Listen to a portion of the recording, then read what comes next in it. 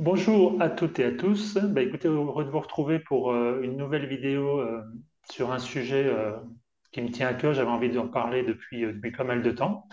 Et surtout, j'ai la chance avec moi d'avoir deux personnes qui connaissent bien ce sujet.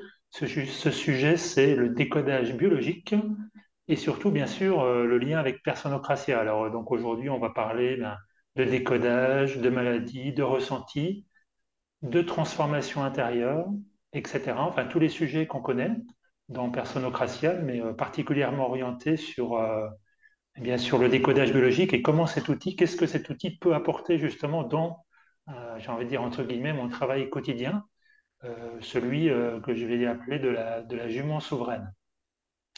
Alors, je propose qu'on fasse un petit tour de table et peut-être, Marie, si tu veux bien te présenter et puis nous dire quelques mots sur le décodage biologique.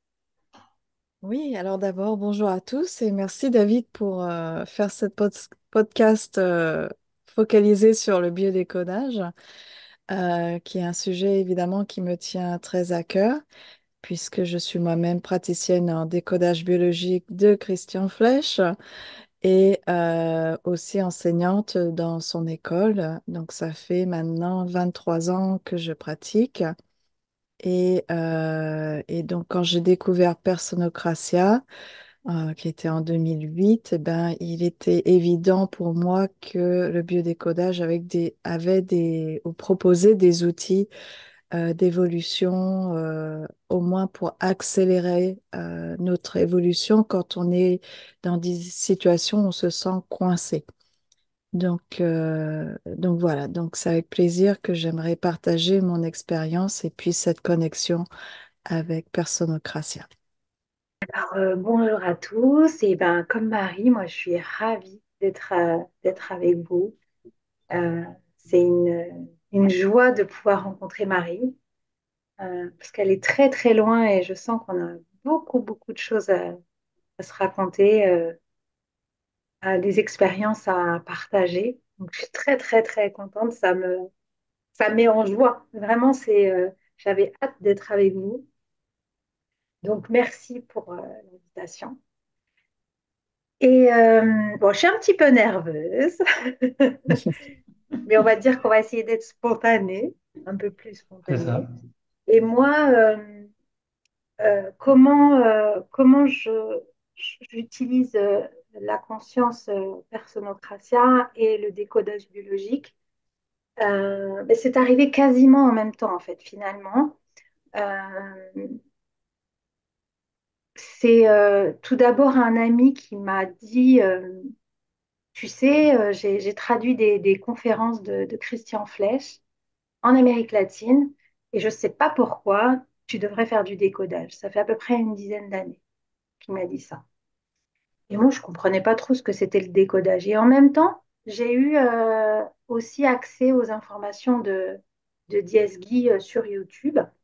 Et donc, c'était là un petit peu en train de mûrir. Voilà, j'entendais certaines vidéos, commençais à m'intéresser un petit peu au décodage. J'ai compris que je vivais plus dans le monde dans lequel je vivais au quotidien, on va dire la conscience un peu du mouton, le bocal, comme dit Guy, le petit monde du bocal, euh, le petit bocal, je ne sais pas si ça parle en tout cas pour vous. Et j'ai commencé un petit peu à accéder à d'autres choses différentes. Et puis, euh, et puis un jour, j'ai appris que j'avais un cancer du sein. On en a déjà parlé, j'ai été diagnostiquée à ce niveau-là. Et en fait, là, c'est le ciel qui m'est tombé sur la tête. Parce que toute la pratique, en fait, de la médecine complémentaire, les médecines non conventionnelles, mais qui sont d'autres médecines qui sont pratiquées dans d'autres pays par d'autres médecins, ben, ça n'avait plus du tout sa place quand j'ai été diagnostiquée. Et j'ai eu extrêmement peur parce que j'étais face au choix de ou je fais la médecine conventionnelle en France qui est, on va dire, répandue, ou alors j'y vais au culot et je commence à travailler autre chose de différent. Et donc de passer de la pratique à la théorie, euh, La théorie et la pratique, tu veux dire. pardon, de la théorie à la pratique, ça a été un grand passage. Donc, pour revenir quand même à ma présentation, c'est comme ça que j'ai commencé à pratiquer, on va dire, dans le vif du sujet, ma conscience et notamment le vécu dans la biologie de cette transformation en moi pour laisser la place à la conscience personocratia cheminer en moi. Donc pour présenter, ce serait surtout ça, mon histoire. Et voilà. Donc depuis, tu t'es formé, on va dire, au Et ah décollage oui. Et biologique. donc, donc avant d'être formée, j'ai surtout pratiqué sur moi le décodage biologique et j'ai vu en fait, j'ai senti dans mon corps de la transformation. C'était plus quelque chose de théorique, comme je le disais tout à l'heure. C'était vraiment quelque chose que j'ai ressenti dans mon corps et j'ai vu un vrai changement. Et j'ai senti un vrai changement. Et là, je me suis dit, non, c'est fini. La vie d'avant, c'est terminé. C'est ça. Et ça sera plus autre chose. Et donc, après, j'ai découvert dans le livret que justement, Guy avait parlé de la médecine, du docteur Hammer et du lien qu'on voyait un peu sur Christian Flech. Et donc, ça m'a renvoyé un peu sur tout ce que j'avais entendu parler. Et j'ai dit non, moi aussi, je vais me former. Et donc, c'est comme ça que j'ai choisi de me former dans l'école de Christian Flech. C'est l'école et c'est l'être humain qui a pigé quelque chose qui ressemble à la même conscience de personocratia. Voilà, c'est tout simplement ça. Est-ce que Marie, tu pourrais nous déjà, puisque là on voit que ça a l'air d'être un outil magique, est-ce que tu pourrais nous dire en quelques mots ou à ta manière à toi, nous dire en fait qu'est-ce que c'est ou comment ça fonctionne, enfin toi, juste pour que les personnes qui nous écoutent se fassent une petite idée. Oui, oui. Alors c'est une méthode magique, on peut le dire. Euh, on fait des miracles. Euh, mais je rigole là, mais pour certaines personnes, c'est miraculeux. Mais la différence donc de l'école de Christian Flech, c'est que, comme l'a dit joliment Yasna, c'est que il y a un lien de conscience qui est là, c'est-à-dire qu'on part du principe que on est créateur. On est créateur de notre maladie et donc on est aussi créateur de notre guérison. Si on a pu créer notre maladie, on peut créer notre guérison. Donc, avec la méthode de Christian Flech, on redonne le pouvoir de guérison à la personne. Et donc, c'est la personne qui a accès à son problème, qui a accès à l'origine de son problème et qui a aussi les ressources pour résoudre son problème. Donc, le thérapeute, en fait, essaie d'être le plus neutre possible dans le processus de guérison de la personne. Le thérapeute n'est pas responsable de la guérison de la personne. Il n'est en fait qu'un accompagnateur. Moi, je compare en fait le thérapeute comme un miroir. Et donc, le miroir doit être aussi clair, aussi propre, aussi limpide, si je peux dire, que possible, pour que la personne puisse s'y voir dedans et voir en fait son problème qu'elle ne peut pas voir sans miroir, en fait. Et donc il y a cet aspect-là de Christian Flech que moi, j'aime beaucoup par rapport à beaucoup d'autres approches. Et puis, comme disait Yasna, c'est que Christian a compris qu'on était créateur, il n'utilise pas les mêmes mots que Personocratia, mais c'est très présent. Et puisque le biodécodage de Christian Flech apporte aussi, c'est que il a fait une recherche sur les émotions. On sait que c'est les émotions qui créent les changements dans le corps, on le sait tout ça. Et, mais Christian Flech a été beaucoup plus loin. Quel type d'émotion euh, crée la maladie et puis peut faire changer, inverser le processus de la maladie. Et donc, quand on va chercher les émotions, quand on quand on accède aux émotions intérieures, eh ben, il a fait deux catégories. Je vais résumer à deux catégories. Les émotions primaires et les émotions secondaires. Et donc, les émotions secondaires, ce sont les émotions qui sont socialement acceptées par la société ou dans notre vie. En fait, c'est des masques qu'on se met. C'est les émotions qu'on ose montrer à l'autre ou qu'on ose s'affirmer à soi-même. Et donc, ces émotions-là ne sont que des masques. Donc, ça masque notre réalité intérieure. Et dans 90% des cas, quand on demande à une personne comment tu vas, dans 90% des cas, ça va être une émotion secondaire. Oui, oui, ça va. Oh, j'ai des petits problèmes, mais ça va, ça va. Donc, c'est un masque. Mais on n'accède pas à la réalité intérieure de la personne. Donc, le biais de codage va en fait amener la personne à aller dans son ressenti primaire.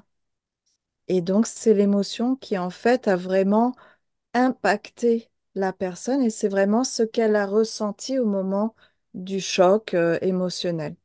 Et donc, c'est la seule émotion qui a le pouvoir d'impacter la cellule. Les émotions secondaires n'impactent pas la cellule. Tu pourrais répéter pendant 10 ans, je suis triste, je suis en colère, etc. Ça changera rien. La maladie va rester, etc.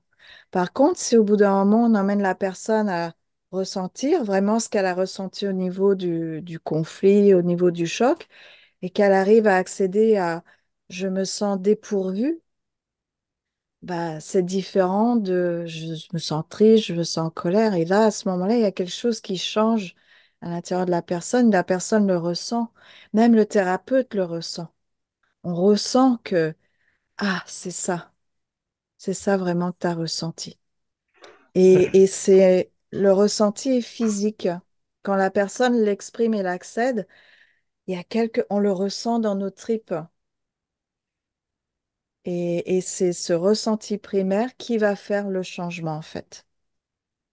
Donc voilà, si Ouais. Yasna, si tu veux rajouter des choses, vas-y. Je voudrais ouais, rebondir sur l'importance où il se passe quelque chose dans le ressenti primaire, que même celui qui guide ou qui accompagne ou qui permet cet espace dans la personne qui est accompagnée, il y a quelque chose qui se passe. Et moi qui suis aujourd'hui praticienne également, euh, c'est comme le cri de la cellule, le chant de la cellule. Il y a vraiment, la cellule fait quelque chose. Moi, j'ai vu des gens en thérapie hurler la douleur qui était dans la cellule, mais c'était un cri, je, je- un cri, mais qui pourrait même pas être imité tellement c'est vraiment la cellule qui a libéré quelque chose. Il y a quelque chose qui se passe et on le ressent aussi, nous, dans notre biologie. Donc, vraiment, merci d'apporter ça parce que moi, je l'ai, je l'ai vécu aussi en séance pour moi et pour les gens que j'accompagne aujourd'hui. Oui, ben, merci à toutes les deux d'avoir insisté sur ce point parce que moi, c'est comme ça, je vois aussi le lien avec Personocratia parce qu'on a beaucoup, il y a pas mal d'outils qu'on met en pratique, notamment dans les ateliers pour amener la personne et amener chacun, je parle aussi pour moi, toi, à aller toucher vraiment ce qu'il y a au plus profond d'une problématique, que ce soit maladie, entre guillemets, ou toute chose qui est souffrante ou qui m'empêche d'avancer. Et bien en fait, c'est pas toujours évident justement d'aller là où des fois on a l'impression qu'on y est. Et comme vous le disiez très bien, ben, en fait, quand j'y suis, vraiment, je le sais. Quand j'ai touché vraiment. Mais il y a des fois, je sens que j'ai pas touché, mais j'arrive pas à aller plus loin. D'où l'importance d'avoir ce miroir, qui est aussi, pour moi, l'autre caractéristique que je trouve très proche de Persono, c'est il y a plus de, il y a pas de il faut, il n'y a pas de manipulation ou d'influence, hein, dites-moi si je me trompe, pour amener la personne, c'est vraiment enfin, guider, ou je ne sais même pas si c'est le bon mot, mais accompagner simplement la personne jusqu'à à l'endroit où, comme vous dites, je vais sentir que c'est ça. C'est bien ça, hein. C'est ça. C'est totalement ça. C'est vrai que c'est important d'insister que le thérapeute devient le plus neutre possible. C'est vraiment la personne qui fait son processus Et comme tu dis, des fois, il y a des résistances, on a du mal à y aller. Et le thérapeute est là pour encourager. C'est pour ça qu'aussi dans le biodécollage, tous les thérapeutes certifiés comme Yasna et moi-même, on est obligé de faire un certain nombre de séances sur nous-mêmes pour pouvoir atteindre cette neutralité, pour ne pas qu'on projette nos propres conflits sur la personne. Et évidemment, le thérapeute ne peut emmener la personne aussi loin que lui-même il a été. Et une fois qu'on a déjà traversé et fait le chemin, en fin de compte, la personne, notre client, notre patient, le ressent et donc se sent en confiance. Et c'est aussi ça qui permet que la personne automatiquement va y aller, même si avant elle avait peur d'aller là où elle voulait pas aller. Quand le thérapeute a déjà fait ce travail-là, il y a, la personne est prête en fait parce que on a déjà fait le chemin, on le connaît déjà et on en est revenu et énergétiquement, ça se sent. Il y a beaucoup de personnes qui viennent me voir et qui m'ont dit, oui, oui, mais je peux pas aller là. De toute façon, fait plein de thérapies et je sens que j'ai un blocage, ça me fait peur, etc. Puis soudainement, on fait la séance. Il n'y a aucun blocage, elles y vont tout de suite. Donc, je sais pas, Yasna, ton expérience, mais moi, c'est ce que je vois. Et oui, la neutralité, on ne n'influence pas, ou du moins, au minimum, la personne. On fait des suggestions si la personne manque de mots, parce que la plupart du temps, Christian l'explique vraiment très bien, c'est que la maladie, en fait, c'est un manque de vocabulaire. C'est au moment où on va à travers le choc émotionnel, la personne, en fait, ne sait pas ce qu'elle vit intérieurement. Et même si elle sent intérieurement qu'elle se sent pas bien, elle n'a pas les mots pour l'exprimer. Quand quelqu'un est viré de son boulot, euh, les premières sensations, c'est peut-être je tremble, j'ai peur, comment je vais payer mon loyer, etc. Mais tout ça, c'est quelque chose de superficiel en fait.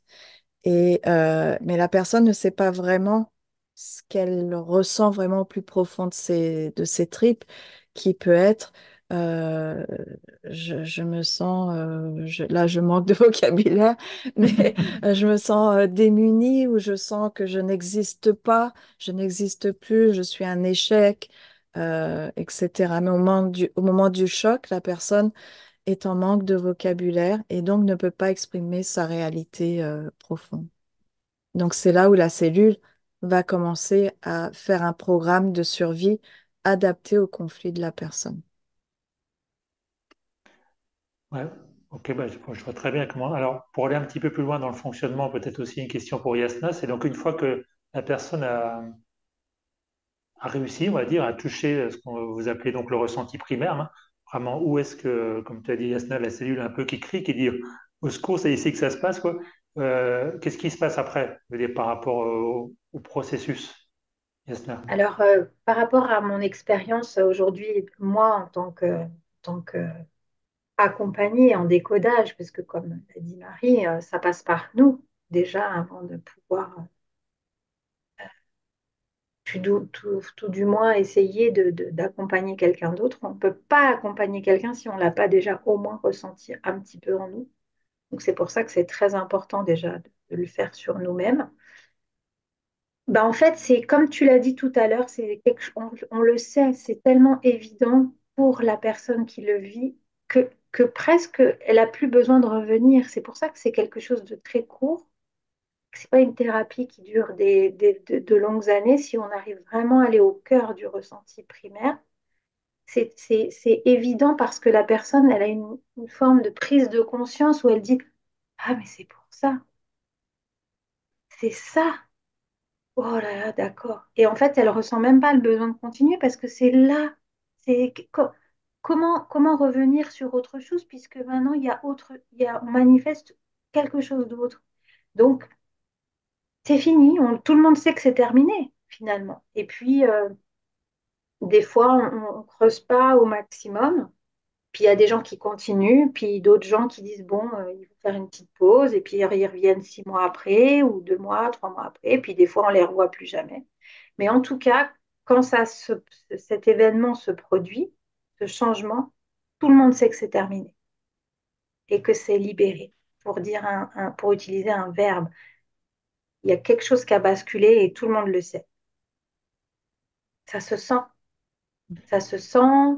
La personne, elle a une prise de conscience, elle a des ressources automatiques qui arrivent tout de suite après, qu'elle va expérimenter les jours après. D'ailleurs, des fois, elle rappelle pour dire, oh, bah, j'ai fait tel lien et tel lien. Oh, puis elle a envie de partager toutes ces prises de conscience qui arrivent et il y a des choses qui manifestent dans sa vie dans les jours, dans les semaines qui viennent. Donc on le sait, là, du coup, on n'a plus qu'à laisser faire, laisser la conscience prendre sa place, en fait. Ouais, alors ça me plaît parce que je vois le lien justement parce que bah, pour moi, tout part de l'intérieur, donc tout part de la conscience. Si j'ai pas conscience de quelque chose, je peux le répéter, je peux faire tous les efforts du monde. Et Dieu sait que, enfin, moi, je fais partie de ces personnes qui essayent de faire au mieux et qui font des fois beaucoup d'efforts, mais ça boucle parce qu'en fait, tant que j'ai pas vraiment pris conscience, ça reste que dans le mental, quoi. Donc, enfin, ça me parle complètement ce que tu dis. Puis je fais aussi le lien avec les peurs parce qu'on dit souvent que la peur qui est cachée, dès qu'on la met en lumière, en fait, ben, elle fond comme neige au soleil, quoi. Donc finalement, c'est un petit peu ça, hein, c'est le même process. Oui, derrière toute maladie ou tout comportement ou déséquilibre émotionnel, de toute façon, c'est toujours la peur euh, qui est derrière. Tout est lié en fait, le conflit émotionnel, la peur. La peur est soutenue par une croyance. Tout ça se tient. Et donc, quand il y a la peur, il y a un personnage qui se crée, un personnage égotique, un peur-sonnage. Donc, euh, donc, une fois qu'on a accès au conflit, à l'émotion, etc., on a accès à la croyance. Et une fois que la croyance change, puisqu'il y a aussi ce processus-là qui vient en place, c'est un changement de perception, c'est un changement de croyance qui va se passer. Et bah, si on change de croyance, bah, la peur disparaît. C'est la croyance qui soutient la peur. Donc la peur disparaît comme neige au soleil. Et Yasna a commencé à dire, c'est que on le sait, non seulement on le sait, mais ça n'existe plus, notre problème. Il sort de notre champ de conscience.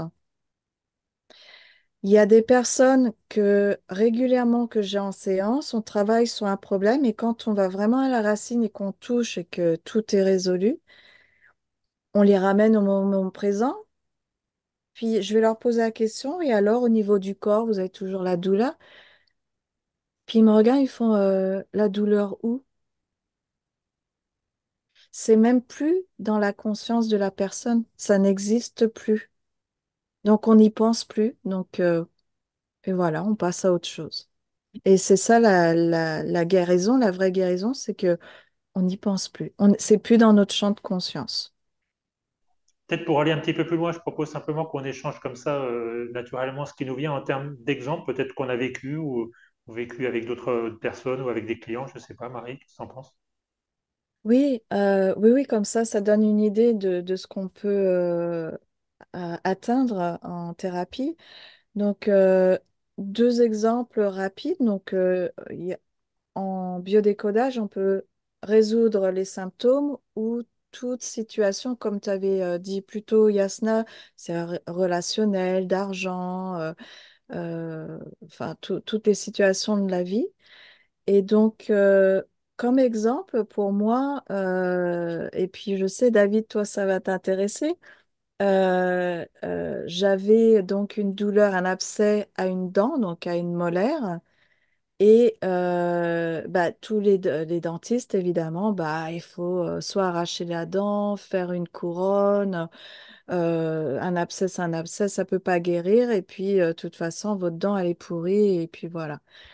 Et bah, moi, je suis pas partante. D'une, j'expérimente sur moi-même. En décodage, on dit qu'on peut tout résoudre, donc pourquoi pas les problèmes dentaires. Donc, j'ai fait 2 séances de biodécodage pour cette dent-là. Et la douleur est partie. Pendant la séance, la deuxième séance, l'abcès s'est vidé. Je l'ai senti se vider. Il y avait une pression vraiment terrible qui créait la douleur. Et quand on a touché le conflit, l'abcès s'est vidé. J'ai senti l'eau couler dans ma bouche. Et il n'y a plus jamais eu d'abcès après. C'est parti et j'ai toujours ma dent. Elle n'est pas en super forme, mais ça fait déjà 7 ans. Elle est toujours pas arrachée. Je vais pas manger, craquer des noix avec cette dent-là. Je sais qu'elle est encore fragile, mais il n'y a plus de douleur et la dent est toujours là. Et bah, la dernière radio que j'ai passée chez le dentiste, il n'a rien vu dessus. Donc, pour un dentiste, c'est une dent normale. Moi, je ressens qu'elle n'est pas encore tout à fait en forme comme les autres, mais pour les dentistes à la radio, ils ne voient rien. Donc ça, c'est un exemple de symptômes physiques. Maintenant, pour des résolutions plus circonstancielles, c'est donc une personne qui n'avait donc pas de logement, qui vivait à droite, à gauche, chez des amis, etc., qui n'avait pas de boulot, ne gagnait pas d'argent, euh, qui était en très mauvais termes avec sa famille, qui était rejeté avec sa famille. Donc j'ai fait une séance, c'est une amie, hein. J'ai fait une double séance avec elle. Elle n'avait pas d'argent, donc on n'en a fait qu'une, donc deux, si je puis dire. Elle a duré longtemps. Et dans les 6 mois qui ont suivi la séance, tout a changé pour elle, sans qu'elle ait rien à faire. Son père lui a dit, voilà, j'ai l'intention de construire une seconde maison. J'avais l'intention de la mettre en location. Mais après réflexion, j'ai pensé que peut-être que tu pourrais y habiter et puis tu pourrais avoir un colocataire, gérer les colocataires, etc. C'est venu comme ça. Donc, elle a eu une maison fixe et puis elle a trouvé un boulot qui lui plaisait. Donc, des rentrées d'argent. Et aujourd'hui, ça fait 4 ans, 4 5 ans maintenant. Eh ben, c'est une personne qui a une stabilité et elle n'a pas eu à faire d'efforts en fait.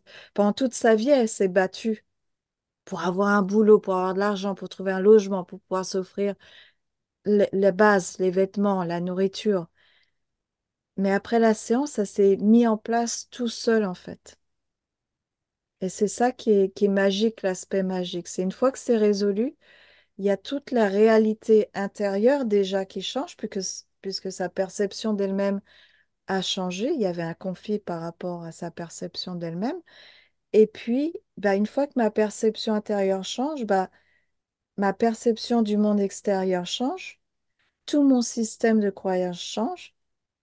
Et comme on attire ce que l'on croit profondément, inconsciemment, et ben évidemment, les circonstances extérieures vont changer. Donc, sa relation avec son père a changé aussi.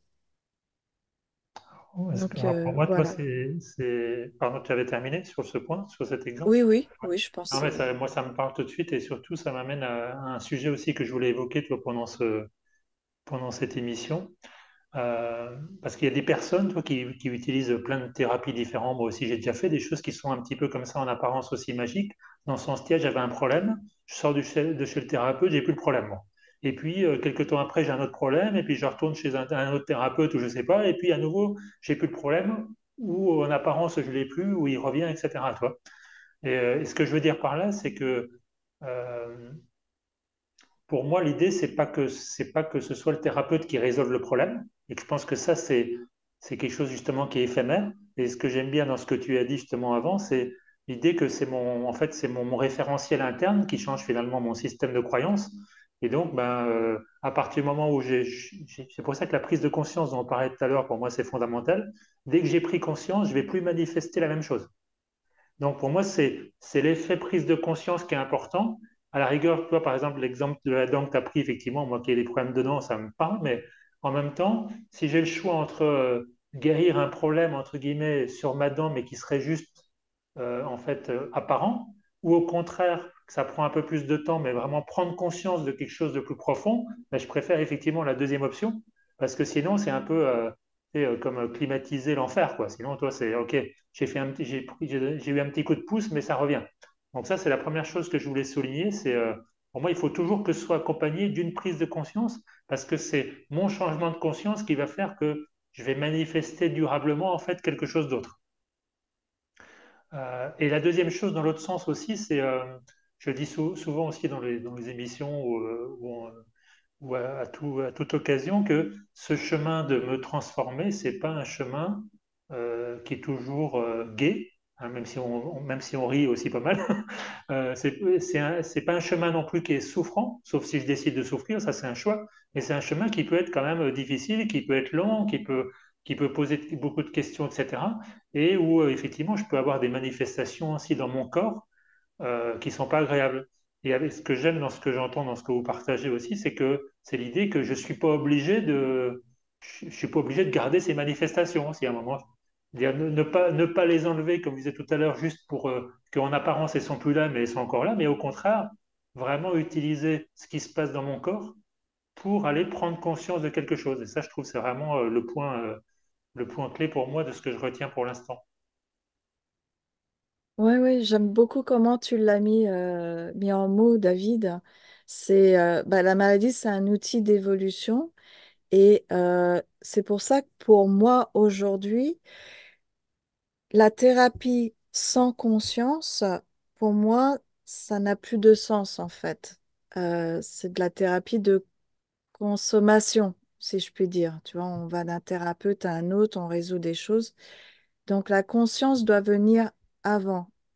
Donc, comme moi, je suis claire en tant que thérapeute, quand je fais une séance, c'est la conscience d'évolution qui vient en premier. C'est l'énergie, c'est l'intention que je mets dans la séance.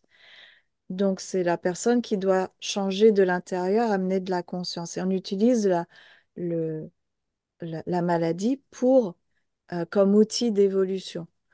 Mais on n'est pas obligé de garder la maladie trop longtemps. Euh, c'est pour ça qu'aussi j'ai gardé l'outil du biodécodage dans mon évolution de conscience avec Personocratia parce que ce que j'avais remarqué, c'est qu'il y avait cette idée que ah bah, si j'ai la maladie, c'est Diès qui l'a décidé, donc c'est Diès qui va décider quand ça partira. Donc, je trouvais que c'était un peu trop facile de se décharger de notre responsabilité créatrice consciente, de dire, bah, allez, Diaz, tu t'occupes de... Puis quand ça partira, ça partira.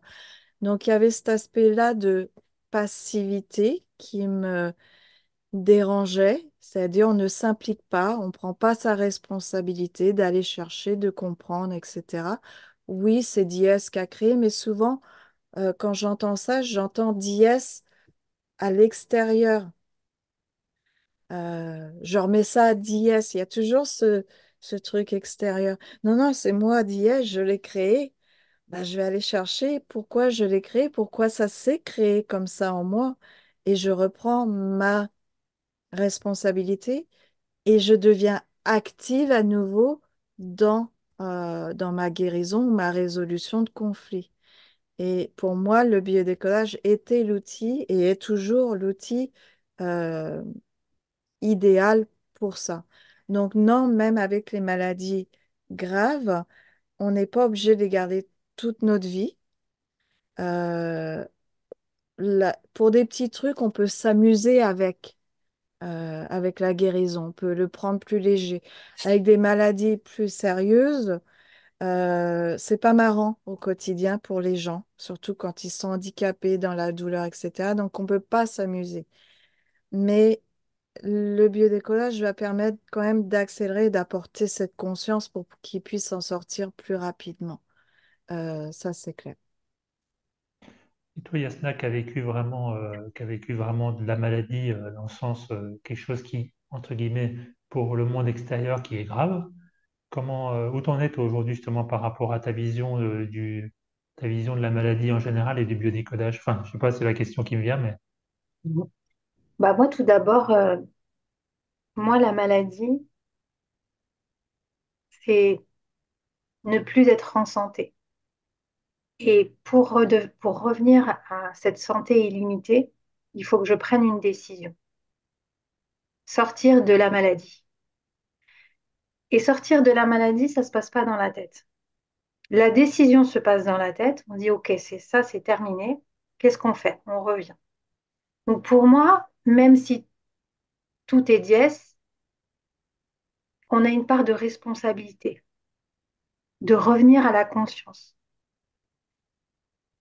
Pour moi, la maladie, c'est un instant d'inconscience de qui on est. C'est ça que ça me dit, moi, la maladie.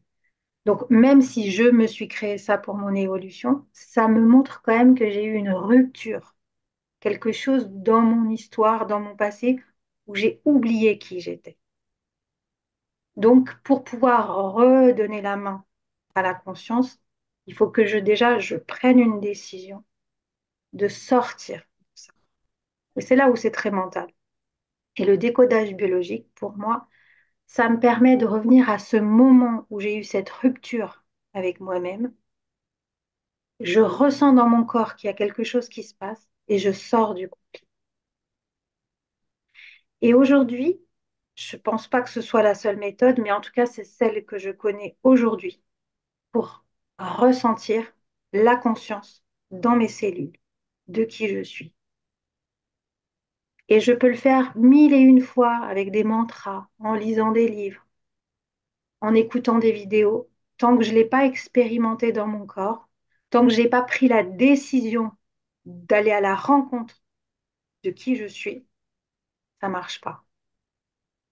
En tout cas, pas dans mon expérience de vie. Donc, pour donner un exemple, donc ça c'était pour rebondir sur ce que vous disiez, pour vous donner un exemple, j'ai travaillé énormément moi sur une pathologie de l'asthme, des problèmes respiratoires que j'avais de façon chronique depuis une vingtaine d'années. Et puis, la formation et puis la supervision, les accompagnements que j'ai eus avec mes professeurs de l'école m'ont fait comprendre quelque chose, ou en tout cas, j'ai réussi à accéder à une partie de moi, et l'asthme venait, repartait. Alors, c'était plus là, puis ça revenait, plus là, ça revenait. Donc, de temps en temps, j'étais en conflit, des fois, j'étais plus en conflit. Et là, je me dis, il me manque quelque chose. Et en fait, juste, j'ai pris la décision de me dire, OK, il me manque quelque chose à à cette prise de conscience. Et un jour, j'ai senti dans mon corps à quel moment se déclenchait ma crise d'asthme. Donc la prise de conscience, je l'ai eue naturellement alors que j'étais accompagnée en thérapie pendant plusieurs mois, quelques séances. Et à un moment donné, j'ai senti le moment où je commençais ma crise d'asthme et j'ai vu le comportement que j'avais au moment où ma crise d'asthme se déclenchait. Et c'est très étonnant parce qu'en fait, ma crise d'asthme se déclenchait au moment où je devais parler.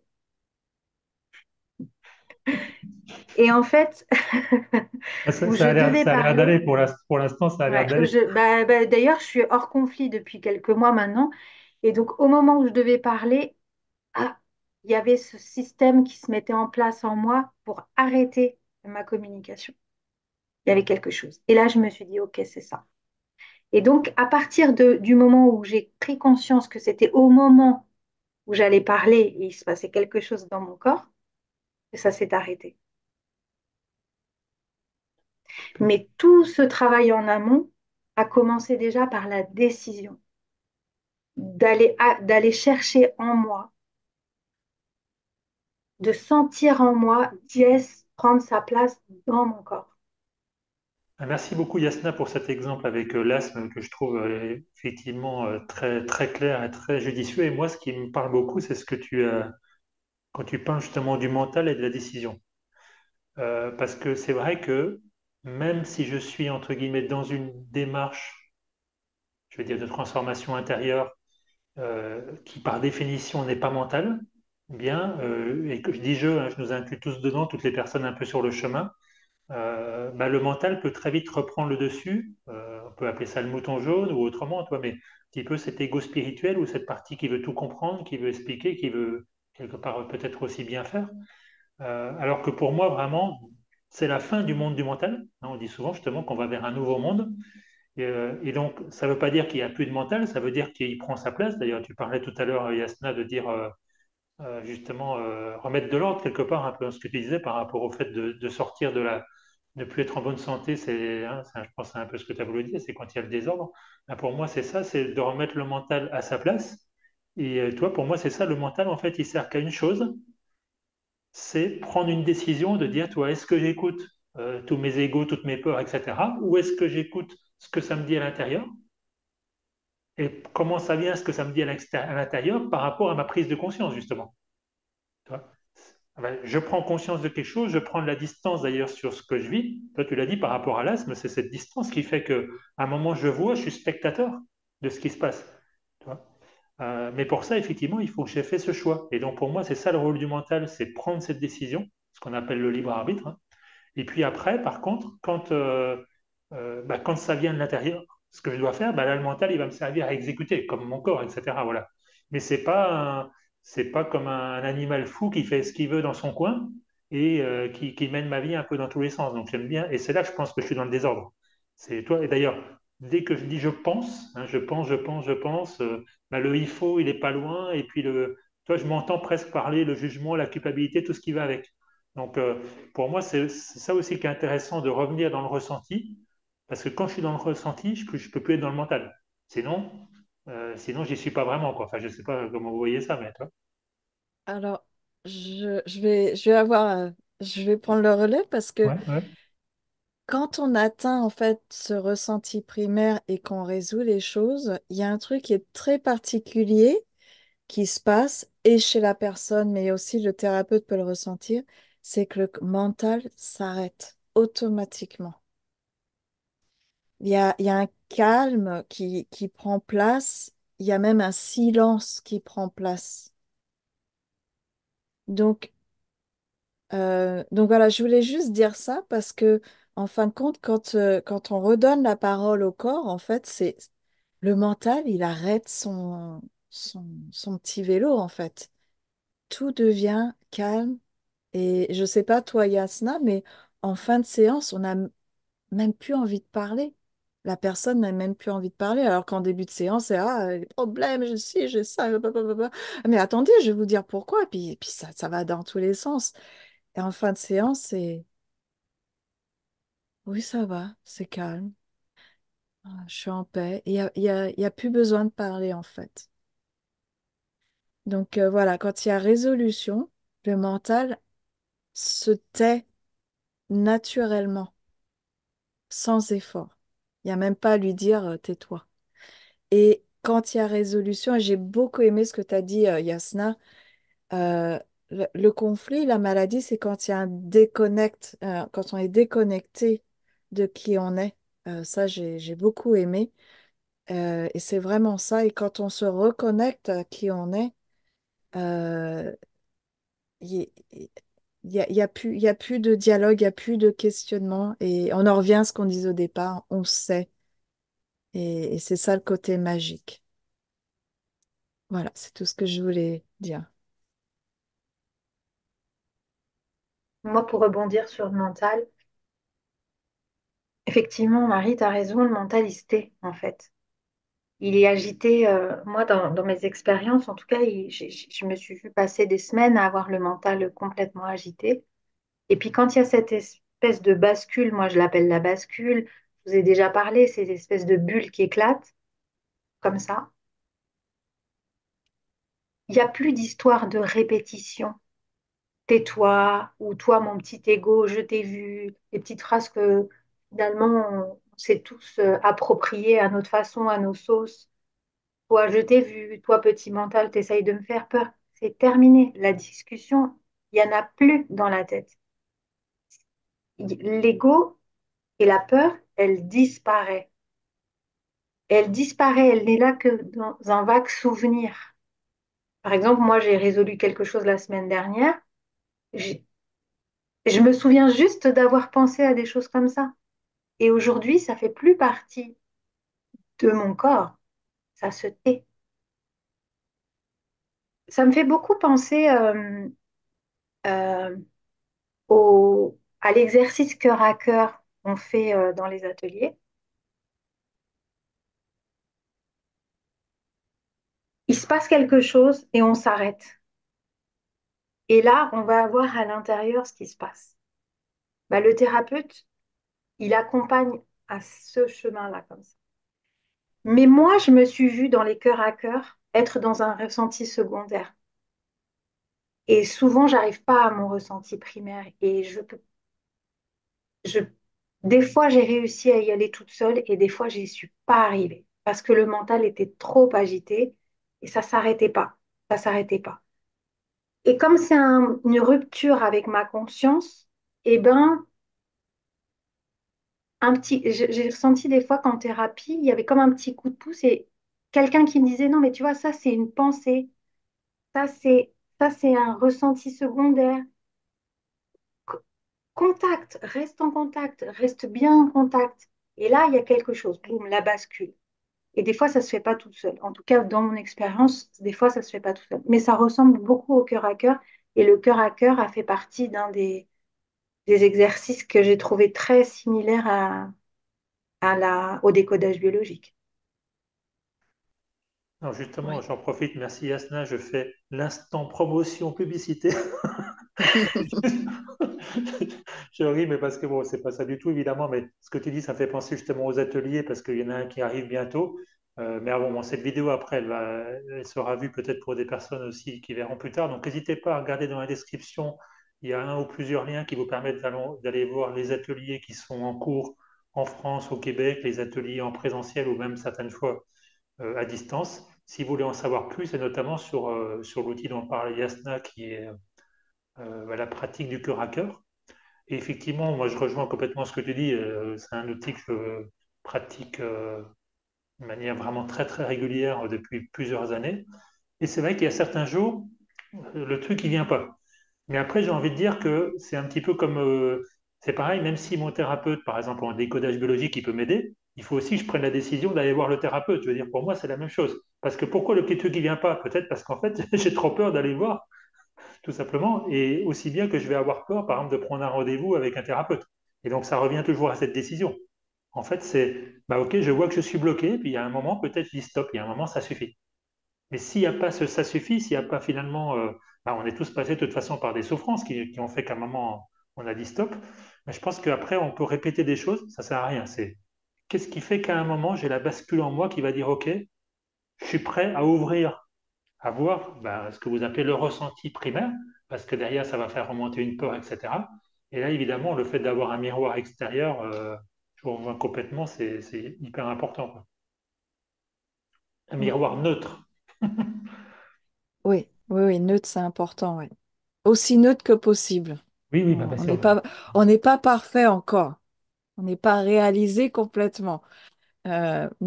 Oui, neutre, c'est très important. Et puis, il y a le rebondissement avec l'aspect mental. Euh, bah, dans les techniques du biodécodage, on ne s'intéresse pas en fait à l'histoire de la personne. Et le thérapeute va interrompre dès que la personne rentre dans une histoire explicative, justificative.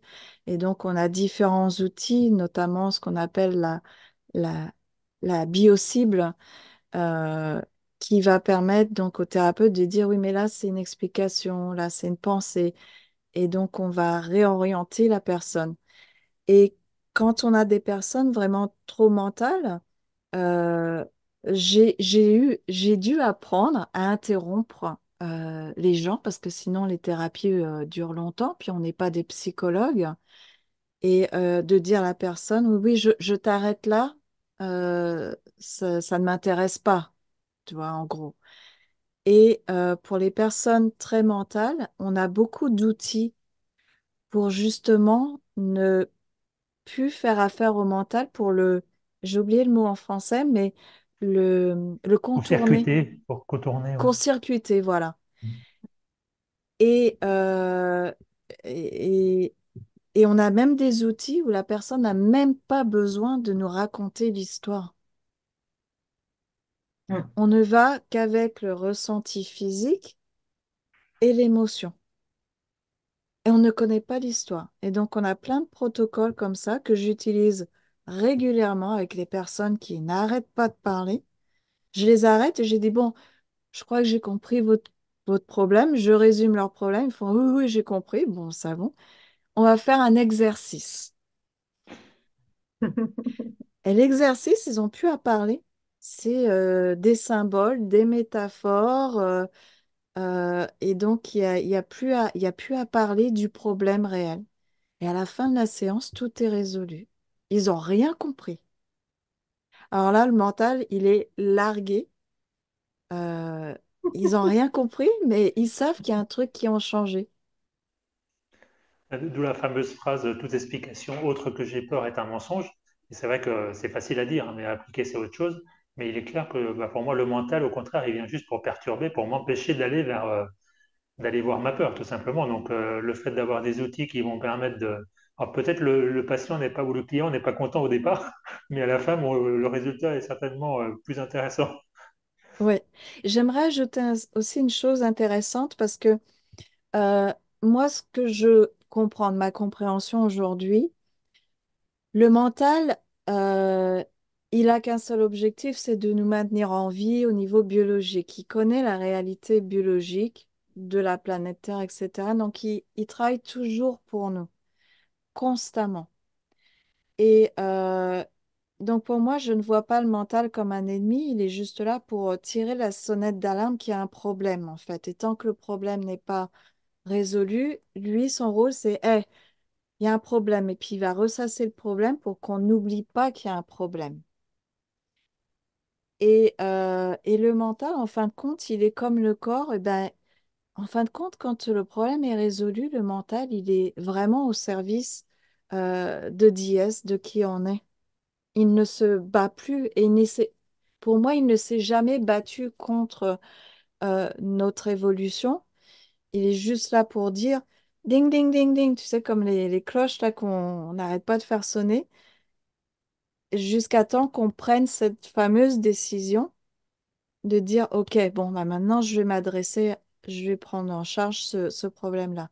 Et une fois que le problème est résolu, le mental, il est vraiment à notre service évolutif. Il ne se bat plus contre nous. Voilà, donc pour moi, le mental n'est jamais contre nous. Jamais. Il faut juste comprendre son rôle. Une fois qu'on a compris son rôle et qu'on travaille avec son rôle et qu'on va justement l'utiliser avec ça, c'est un peu comme je crois que c'est l'aïkido qui utilise la force de l'adversaire à son avantage. Et Mhm. donc, pour moi, le mental, je le vois comme ça. C'est-à-dire, je vais prendre sa force qui a l'air négative, qui a l'air contre moi, et je vais l'utiliser pour justement aller vers la résolution, il a la réponse. C'est lui qui a la réponse. Il a le problème, il a la réponse. Et après, une fois que tout est résolu, il est vraiment zen. Il est, tu vois, il prend en anglais, c'est le back burner. En français, j'ai oublié. Il prend la place du arrière dans la voiture, puis il est en attente. Quand tu as besoin de moi, tu me le dis, mais ça se fait automatiquement. Tous les deux, vous avez employé un peu le mot à un moment, le fait d'arrêter de se battre, tu vois. Mais parce qu'il y a le mental, il y a les cellules pour moi, parce que le mental, ce sont des cellules qui sont à mon service. Et puis il y a l'ego qui a peur, hein, qui lui va faire que ça va tourner dans ma tête. Mais pour moi, c'est pas la même chose. En tout cas, je le vis pas de la même manière. Et après, bah, finalement, ces cellules, c'est comme ça touche pour moi l'autre sujet. D'ailleurs, je voulais aborder un peu aujourd'hui. Peut-être ce sujet de la séparation, qui est que je vois des parties de moi comme extérieures à moi. Alors qu'en fait, enfin, je reprends un peu ce que tu as dit, c'est que toutes ces parties, en fait, elles agissent dans la même direction, mais je ne le vois pas forcément. J'ai l'impression qu'elles sont en train de se battre l'une contre l'autre. C'est juste qu'elles ne sont pas forcément à leur place, ou comme disait Yasna, que je suis décentré, que je suis déconnecté, que il y a un truc j'ai raté quelque part, toi, j'ai raté le coche, on va dire.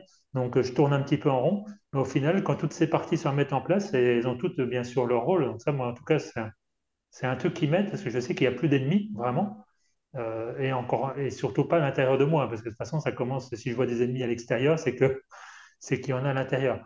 Après, comme on dit toujours, ben, même quand il n'y a pas d'ennemis, quand j'ai mal, quoi, tu vois. Et d'où l'importance, peut-être par rapport à ce que vous disiez tout à l'heure, de savoir qu'il y a, ben, c'est un peu l'objet de cette vidéo aussi, de savoir qu'il y a des outils et que c'est pas parce que je vais aller chercher un outil que je suis pas non plus dans ma souveraineté. Parce que ça aussi, pour quelqu'un qui est en mode spirituel, d'IS, etc., c'est non, non, moi, je vais tout faire tout seul, je vais tout résoudre tout seul, ou mon corps, il va tout résoudre tout seul, etc. Non, ça veut pas dire ça non plus. De toute façon, il n'y a pas de règle, hein, c'est vraiment écouter ce que ça me dit, mais c'est pas de la passivité, c'est ça que je veux dire. Derrière toutes ces peurs, il y a aussi la peur de la mort, hein, dont on parle beaucoup aussi dans Personocratia.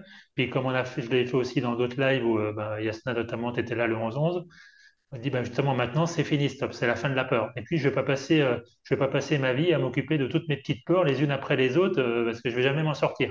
Il y a un moment, c'est effectivement de prendre cette décision et puis d'avoir cette prise de conscience que c'est fini, c'est plus la peur qui mène ma vie. C'est la question que j'avais envie de vous poser par rapport à vos pratiques, ou votre expérience, ou même ou par rapport à vous, et au décodage biologique. Est-ce qu'elle a cette place, cette peur de la mort dans le décodage biologique? Pour une réponse courte, oui. Euh, les personnes ne sont pas forcément au courant de ça, puisqu'il y a du grand déni. La phrase qui revient le plus souvent, ils vont pas dire j'ai peur de mourir, mais ils vont dire je n'existe plus, ce qui revient au même. Euh, on garde ça, on sait ce que ça veut dire, je suis plus rien, je n'existe plus. Voilà, par rapport à la peur de la mort. Et là, c'est là où je vais répéter ce que j'ai dit auparavant, mais c'est important de le dire, c'est que moi, à l'heure actuelle, en tant que praticienne de biodécodage biologique, j'ai aussi la conscience personocratique. Et pour toutes mes séances, c'est très clair dans ma tête que je fais ça pour une évolution de conscience. Donc, tous les outils de Personocratia vont être intégrés dans ma séance. La personne ne le sait pas forcément, mais c'est intégré. Donc, je sais qu'au bout du bout de la peur, c'est la peur de la mort, je le sais. Et donc, la guérison, en fait, une fois qu'on résout notre conflit et vraiment l'intérieur change, eh ben, il y a un petit bout de peur de la mort qui s'en va. Donc, s'il n'y a plus la mort, il y a quoi qui remplace? Bah, il y a l'éternité de l'âme, puisque la nature n'aime pas le vide.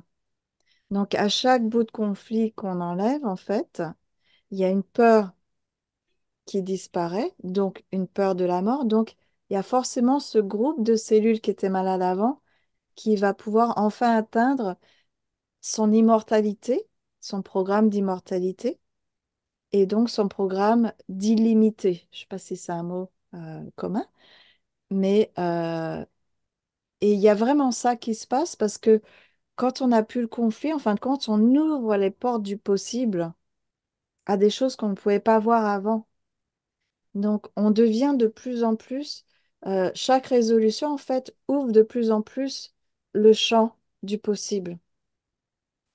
Et je sais qu'en biodécodage, on fait une tâche à la fois. Donc, pour reprendre l'exemple de Guy avec la robe toute tachée, la solution, c'est d'enlever toute la robe. En biodécollage, on enlève une tâche à la fois. On n'est pas, on fait pas du pressing. On n'est pas un nettoyeur de vêtements. Euh, mais pour moi, je dirais, pour pouvoir enlever la robe, toute la robe en même temps, c'est la conscience et mettre cette conscience-là en thérapie, en tant que thérapeute, de mettre cette intention-là et de guider la personne. Et ce que je vois avec toutes ces années d'expérience, c'est qu'il y a de plus en plus de personnes et même d'étudiants qui me disent, tu fais pas que du biodécodage. ils le ressentent.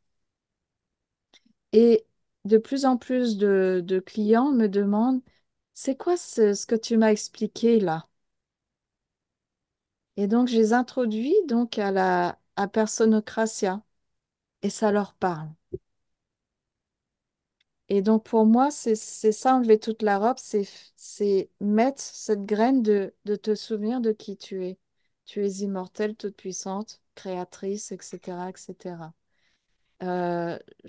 Pour l'instant, je n'ai pas trouvé comment enlever la robe en entier, mais je sais que la conscience diésique, personocratia, vous l'appelez comme vous voulez, mais la conscience de savoir que on est le créateur à 100% de l'univers en entier, ouf, ça fait prétentieux, mais bon, euh, je sais que c'est ça. Ça n'a pas encore enlevé toute la robe, mais je sais que c'est ça la clé. Comment l'utiliser, je sais pas encore. Mais je sais que c'est ça la clé. Moi, ce que je vois en tout cas, c'est, tu parlais des tâches, mais on peut parler un petit peu des trous dans le mur, hein, dans ce mur de la peur, de la mort, etc., de la séparation. Moi, ce que je retiens, c'est justement, c'est ça, c'est dans les cellules vraiment qu'il y a ce besoin de prendre conscience de la cellule qu'elle est immortelle. Hein, parce que là, justement, le lien que tu fais là, c'est pour amener vers l'immortalité physique et pas seulement l'immortalité de l'âme, justement. Et ça passe forcément par la biologie. Et c'est pour ça que le décodage biologique, enfin, le mot déjà lui-même veut tout dire, d'avoir des outils, pour moi, qui vont justement travailler, entre guillemets, sur la biologie, ça me paraît quand même assez, assez cohérent dans l'époque que je vis, qui est ma transformation qui passe forcément par mon corps, par mes cellules. Et moi, effectivement, je ressens qu'il y a des petits morceaux qui se transforment. Peut-être, effectivement, comme tu disais, c'est pas toute la robe. Mais par contre, je crois que je peux pas enlever toute la robe si j'ai pas au moins pris conscience que c'était possible. C'est-à-dire qu'il y a certaines de mes cellules qui commencent à se rappeler. Et puis après, j'ai pas besoin de passer partout. Mais il faut quand même que le mécanisme, déjà, justement, que j'ai cette croyance que c'est possible. Et pour ça, il faut que je l'ai déjà expérimenté un petit peu, quoi. Parce que si, par exemple, si j'ai jamais pu résoudre un problème moi-même, je vais continuer à penser que je peux rien résoudre tout seul. Donc, je C'est crois que ça, merci. enlever quelques tâches, c'est fondamental. Mais après, Oui, effectivement, merci. il y en a beaucoup. Donc, Merci David pour me rappeler l'exemple du mur. Oui, oui, c'est ça. oui, non, mais enfin, moi, pour moi, je le vois toujours comme ça. Je vois toujours, je sens qu'il y a des cellules qui ont compris, et puis il y en a d'autres. Elles sont encore paralysées. Dès qu'il y a un truc, ça y est, paf, elles viennent. Alors, toi, tout à l'heure, Yasna, c'était l'exemple de l'asthme. Moi, j'en ai d'autres, mais ou par exemple, tiens, si je perds quelques cheveux ou des problèmes de dents, tout de suite, il y a la panique. Ça y est, le fait de vieillir, etc. Tu vois. Et je sens que c'est un programme qui est là, mais je sens aussi vraiment hein, que ma cellule, il y a autre chose derrière mais alors, elle n'y est pas, elle ne veut pas y aller, ou moi je bloque, enfin peu importe. Encore une fois, ça se joue à différents niveaux à l'intérieur, mais je suis persuadé qu'après, ça fait un effet exponentiel. Une fois que j'ai effectivement mis en place ce mécanisme dans quelques parties de moi, un peu plus émotionnel, un peu plus physique, etc., et à un moment, commencer aussi à changer certaines habitudes, toi, du corps physique, qui est beaucoup dans l'habitude, bien sûr. Et il y a un moment, paf, ça part. Alors, je le sens partiellement aujourd'hui, mais je sais que c'est là, c'est pas loin. Et je pense que quand Guy parle de la fin de la peur, pour moi, c'est ça. C'est que aujourd'hui, c'est déjà là, il n'y a plus qu'à le vouloir finalement et à l'expérimenter, quoi. Ouais. Moi, je voudrais rebondir sur mon expérience justement de la peur de la mort. Déjà, dans ma casquette, on va dire thérapeute, euh, je sens un petit peu quand je peux quand je peux intégrer un peu la conscience personocratia, j'arrive à ressentir un peu quand c'est le moment ou c'est pas le moment. On va dire que majoritairement, c'est pas le moment encore pour moi d'expérimenter ça. Mais j'ai quelques patients, allez, on va dire entre moins de 5, où je m'entends dire, l'idée c'est de vous souvenir de qui vous êtes, ou voilà, des choses, ça sort tout seul finalement. C'est même pas, ah, je décide de lui dire ça, c'est là, en lui, c'est juste que voilà, il y a des petites choses et je ressens comme ça quand c'est le moment ou pas. Et donc, pour rebondir sur l'histoire de la mort, encore une fois, comme vous l'entendez depuis toutes ces fois où on discute, moi, la mort, je la vis dans mon corps. Tu as C'est-à-dire dit que quoi? Tu as dit quoi, pardon? la mort, je la sens dans mon corps, Ah, je la sens dans ma vie. Et elle est tout le temps là, tout le temps là, pour justement que je choisisse la vie. Et je le sens dans mon corps, j'ai peur, je me touche. Voilà, il y a des choses qui se passent qui font que la mort, elle est présente. Et ce qui m'a beaucoup aidé, bah, c'est justement les ateliers Personocratia. C'est soit l'âme qui prend le relais, et l'âme, c'est la vie, c'est l'éternité, c'est la santé limitée, soit c'est l'ego. Et donc, il y a un vrai choix, une vraie responsabilité, c'est soit l'âme, soit l'ego. Et l'ego, il va mourir. Et l'âme, elle va vivre. Et donc, dans mon corps, il, il y a comme, il y a comme quelque chose où, où je dois jauger. Ça ne peut pas être les deux à mon stade. C'est soit tu choisis d'écouter ton âme, donner carte blanche à ton âme, soit tu choisis d'écouter ton ego et toutes ses peurs et toutes ses histoires. Et donc, tout à l'heure, je disais que je le vis en moi parce que très longtemps, je me suis battue contre un système. J'étais toujours en train d'essayer de changer le monde extérieur, que ce soit les gens, que ce soit les lieux où je vais, la politique, tout un tas de choses où j'ai donné mon avis.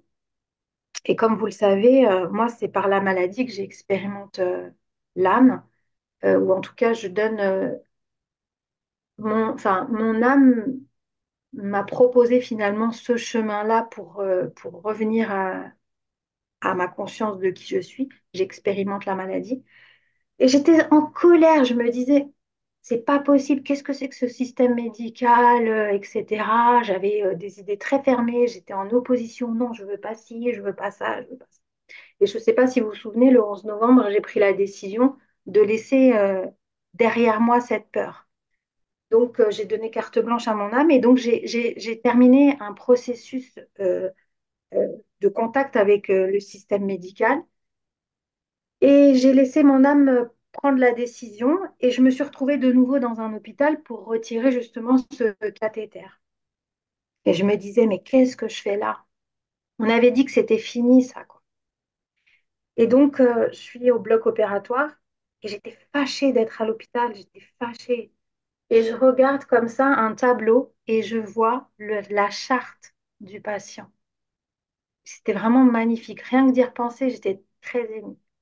Et je vois la charte du patient et je me dis, pff, c'est quoi cette charte? Comme si on avait le choix.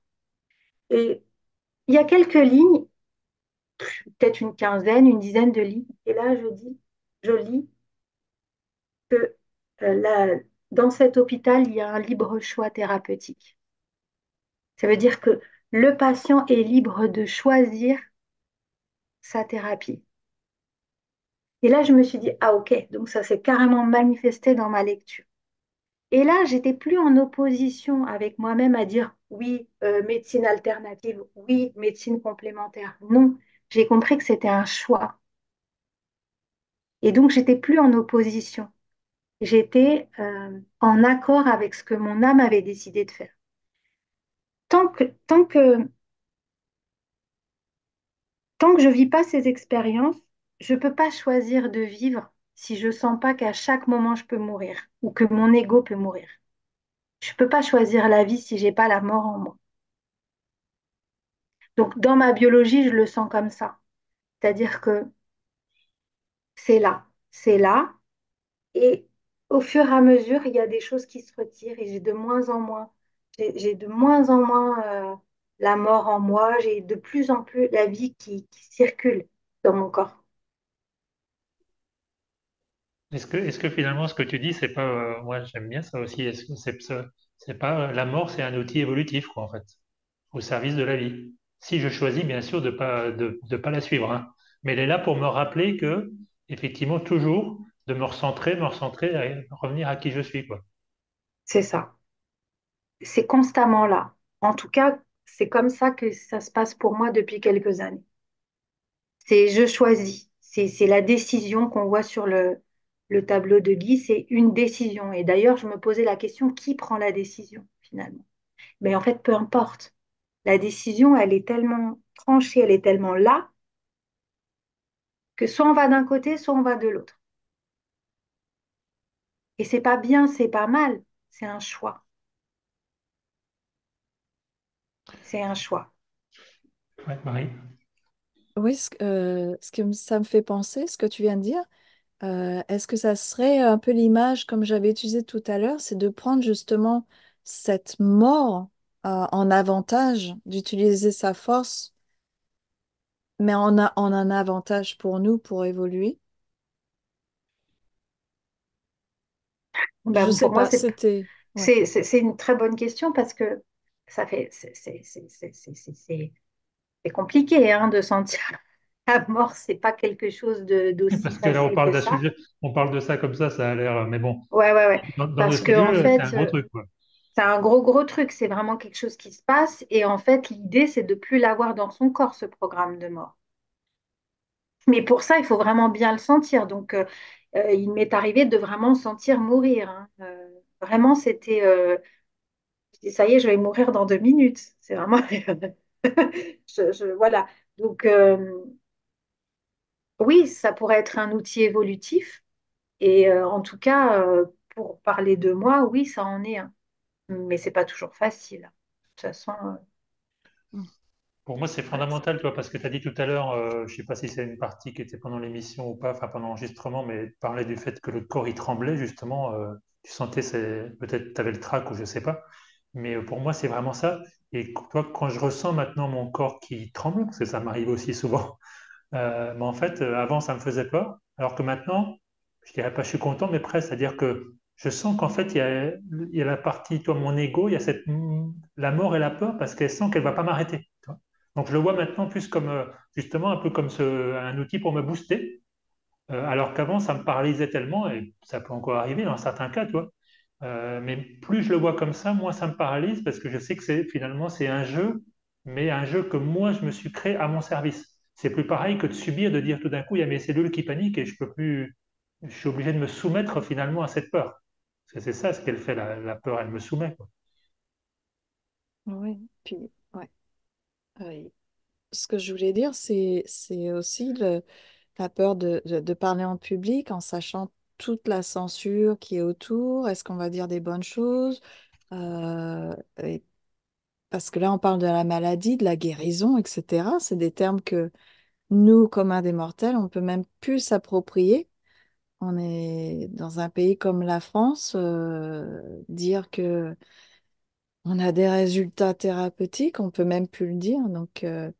Euh, donc ouais, la peur, le tremblement. Moi, au début, quand on a commencé le podcast, j'avais la mâchoire qui se serrait. J'espère que je vais pas raconter des conneries, que je vais dire les bonnes choses, les bons mots, les... Ouais, et puis dépasser cette peur, en fin de compte, c'est une fois que les tremblements arrêtent, ça veut dire qu'on a dépassé une peur et, et au bout du compte, le possible apparaît en fait. C'est une libération. Quand on sort de la peur, bah, ce qui sortira de ma bouche. Et puis, que ça plaise ou que ça plaise pas, bah, c'est comme ça. Et c'est une libération. Et voilà, je voulais juste partager ça parce qu'en parlant de tremblement, euh, moi, j'avais la mâchoire qui se serrait au contraire. Ferme-la, Yasna. J'irais même jusqu'à encore plus loin, là, tu vois. Avec tout ce que vous dites, j'irai encore même plus loin. C'est-à-dire que la censure, c'est moi qui l'ai créée. C'est moi qui ai créé la censure, c'est moi qui ai créé ça. Donc, je me suis posé la question pour aujourd'hui vous dire que c'est moi qui ai créé cette censure. Je me suis dit, mais comment je vais faire si à chaque fois que je vais faire des lives ou des enregistrements avec Personocratia, si je vais devoir sans arrêt me censurer en fait et de pas dire ce qui est vivant et ce qui se passe dans ma vie. Et lorsque j'ai compris que c'était ma création, ben, du coup, j'étais plus en guerre. J'étais plus en guerre parce que ce qui censure, c'est aussi Diès. Donc, s'ils sentent qu'il y a quelque chose de faux, forcément, ça va être censuré. Et si c'est quelque chose de juste, de vrai, de diésique, ça va passer. C'est comme ça. C'est la conscience. La plus haute énergie, c'est la conscience de qui je suis, l'être suprême. Donc, finalement, cette censure, c'est moi qui l'a créée et ça veut dire qu'à un moment donné, il y a un couac qui fait que ça passe pas. Donc, quand j'ai pris conscience que la censure, c'était moi, je dis non, attends, je vais pas passer ma vie à me taire. Ouais, Voilà. attends, j'ajoute juste, merci Yasna pour ce témoignage, mais toi, c'est ce qui se passe en ce moment et on l'a vu au live du 11-11, il y a quand même de plus en plus de personnes, même si c'est pas des milliers, on s'en fout du nombre, hein, qui justement, un peu comme toi, se disent, OK, maintenant j'arrête de m'auto-censurer et puis je m'expose. Et c'est vrai que enfin, moi aussi, les premières fois que je me suis exposé, c'était difficile et encore maintenant, des fois, c'est pas à toi, mais je sais qu'il n'y a que ça, c'est de partager ce qui est vivant, ce qui est là en moi, quoi que ce soit. Donc moi aussi, des fois, j'ai des petites attentes qui arrivent avant de faire une émission ou après, ou je suis déçu par un truc, mais je sais que ça n'existe même pas en fait. C'est que mon mental à un instant T qui reste posé sur quelque chose, alors que je n'ai aucune idée au final de l'effet que ça va avoir sur les autres. C'est purement encore ma représentation d'un monde parfait, entre guillemets, pour mon mental, tel que je le voudrais, parce qu'en fait, il vient combler mon besoin. Ah, j'ai fait une bonne émission, je suis bien. Et puis après, il y a quelqu'un qui va me faire une critique, puis je vais dire, bah non, finalement, c'était pas bien, toi, et voilà. Et je suis jamais content parce que c'est complètement à l'extérieur. Et je te rejoins, moi, pour revenir à l'intérieur, ben, tout ce que je peux faire, c'est lâcher, puis comment je lâche, ben, en fait, en disant comment je me sens. Toi, ça peut être des fois, j'ai le trac, ou bon, bah, là, pour l'instant, moi, je trouve, pour cette émission, je me sens à ma place, toi, en tout cas. Et effectivement, on va vers ce naturel. Et surtout, on est en train de parler de la mort, et la mort, elle n'aime pas ça. Elle n'aime pas le naturel. Ah oui, elle aime l'ego, la peur, toi, tout ce qui va avec. Là, dans le dernier atelier qu'on a fait au Québec, c'est un sujet qu'on a vraiment élaboré beaucoup. C'est vraiment le fait que le, la mort, en fait, elle utilise la peur, c'est son outil principal. Tu vois. Et quand je suis dans la peur, ben, je ne dis pas les choses.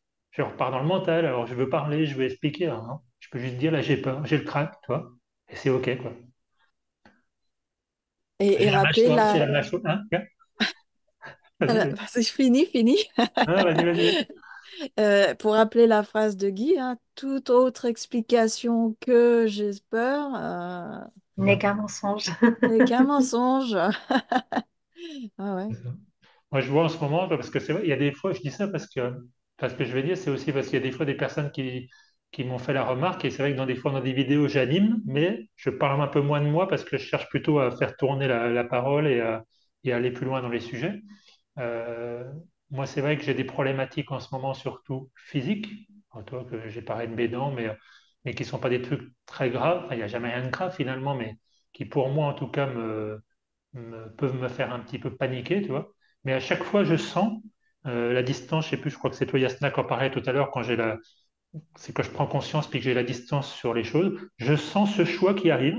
Est-ce que je vais, et ça se passe en quelques secondes, hein, est-ce que je vais basculer dans je donne du pouvoir à cette partie-là qui a peur, et puis tout d'un coup, qu'est-ce qui se passe? Ben, tout simplement, je commence à souffrir parce que le désagréable devient vraiment insupportable et je commence à me plaindre et à faire la victime. Ou est-ce que je dis stop en fait et que je me rappelle que je me fais un cadeau évolutif et c'est juste un choix en fait, c'est tout.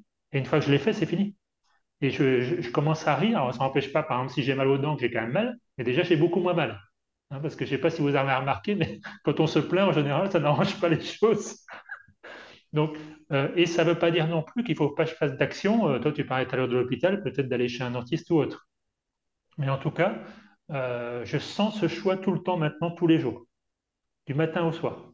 Dès qu'il y a un petit truc qui n'est pas juste, je sens que j'ai cette possibilité. Et puis des fois, je choisis de rester un peu peut-être dans la souffrance, pas la souffrance, de rester dans l'inconfort ou dans une pensée qui va pas forcément faire que je vais me sentir bien. Mais des fois, j'y reste encore un petit peu, mais je sais que je peux en sortir si je décide.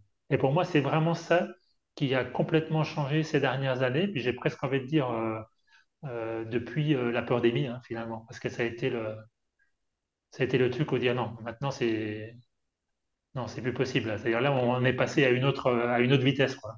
Parce que eux aussi, ils passent à une autre vitesse pour notre bien. Donc, moi, ce que je voulais ajouter par rapport à ce que tu as dit, David, c'est que plus on marche sur ce chemin de conscience et plus on perçoit les signes intérieurs quand on prend des décisions qui sont pas en fait justes pour nous et qu'on prend des décisions par peur.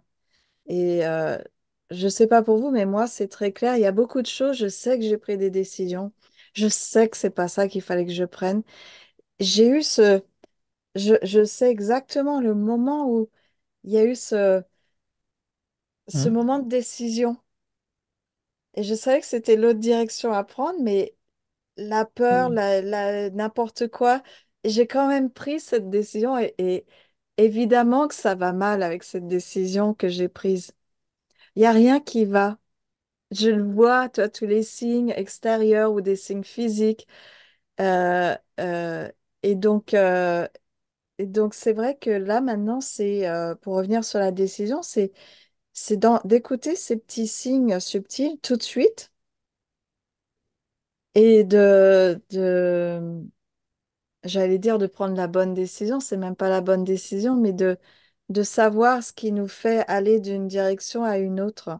Parce que je pense que les difficultés de la vie, ce qu'on appelle les difficultés, les obstacles, les maladies, si on va sur les maladies graves, je crois que c'est quand on a raté tous ces chemins de bifurcation, d'opportunité de prendre une autre direction qui est plus alignée avec notre vrai moi. Et à force d'accumuler, d'accumuler, d'accumuler, parce qu'on donne pouvoir à notre peur, et ben, les difficultés, en fait, ne font que grandir, ou les maladies ne font que devenir plus graves, en fait. Ça, c'est juste une pensée qui m'est traversée. Je ne sais pas si elle est vraie, mais j'ai l'impression que il y a du vrai dans ça. Et donc, c'est de revenir à soi et de vraiment, euh, je parle pour moi là encore, hein, c'est de revenir et de d'oser ne pas prendre la décision par peur. Et c'est pour moi, je parle aussi encore pour moi, c'est oser décevoir les autres, euh, ouais, décevoir les autres, oser tout perdre, de pouvoir aller vers ce qui est juste pour nous quand l'opportunité se présente à nous. Ça m'inspire beaucoup ce que tu dis, Marie. L'ego euh, est extrêmement bruyant au moment de prendre la décision. Il est extrêmement bruyant et c'est là où tout se joue. Parce que, en tout cas, moi, je ressens des fois, quand je n'arrive pas à identifier ça en moi, ça fait beaucoup, beaucoup, beaucoup de dégâts, en fait, hein. Il y a tout qui se joue au niveau du corps, etc. Et c'est pour ça que l'apport de la conscience personnocratia, elle est primordiale pour moi. Elle est nécessaire comme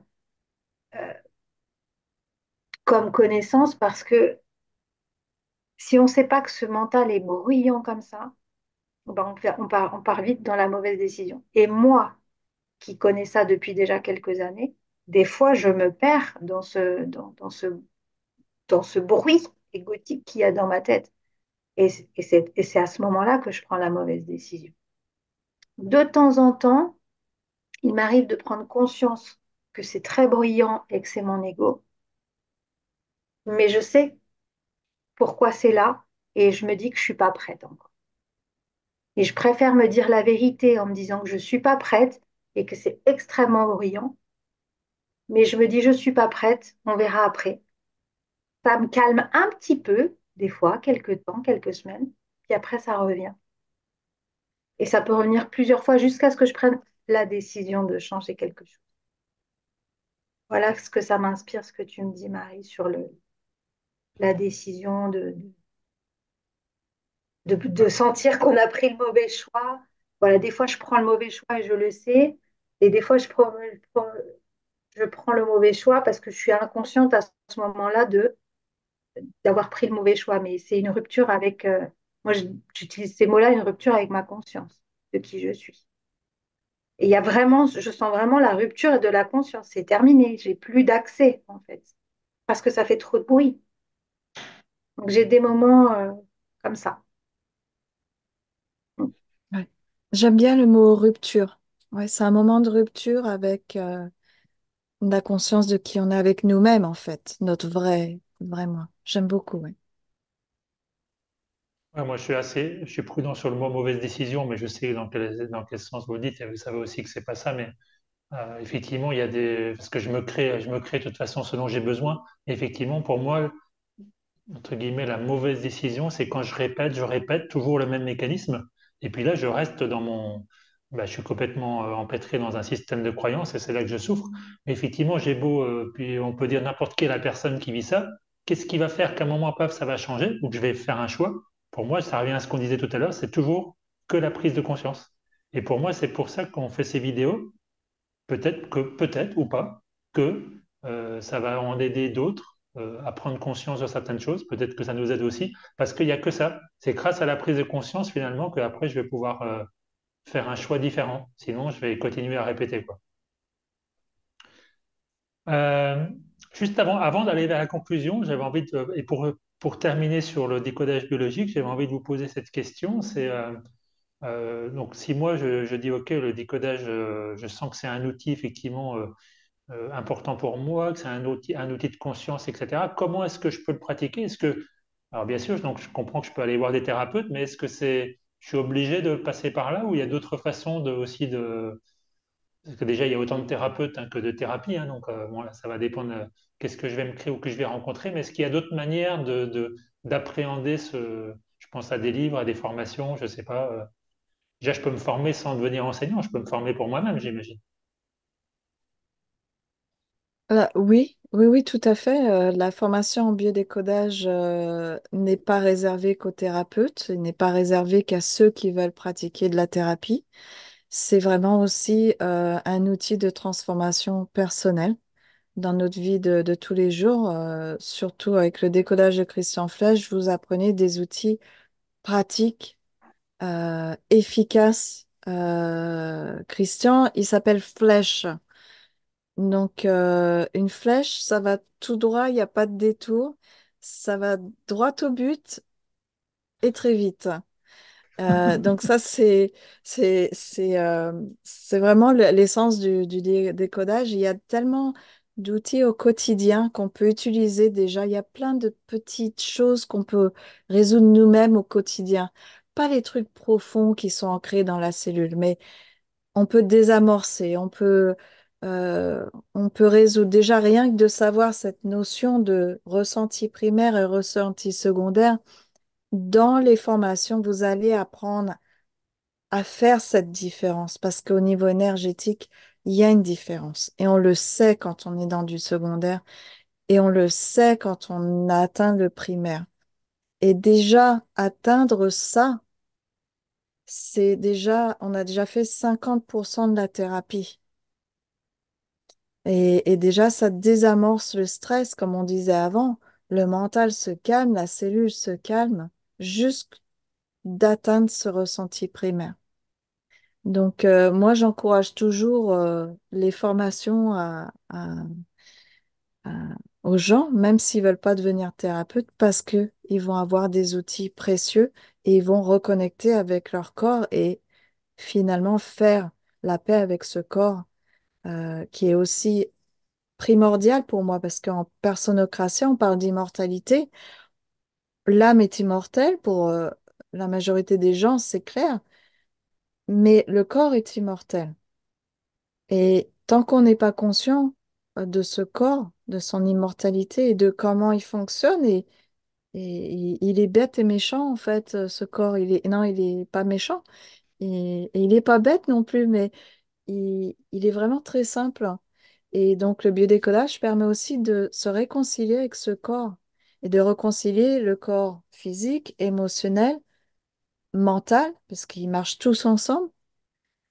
Et tout le monde veut se sentir complet. Je ne me rappelle plus les mots en français, mais full, tu sais, whole. entier, quoi. entier, voilà. Mais tout le monde a peur de ce corps.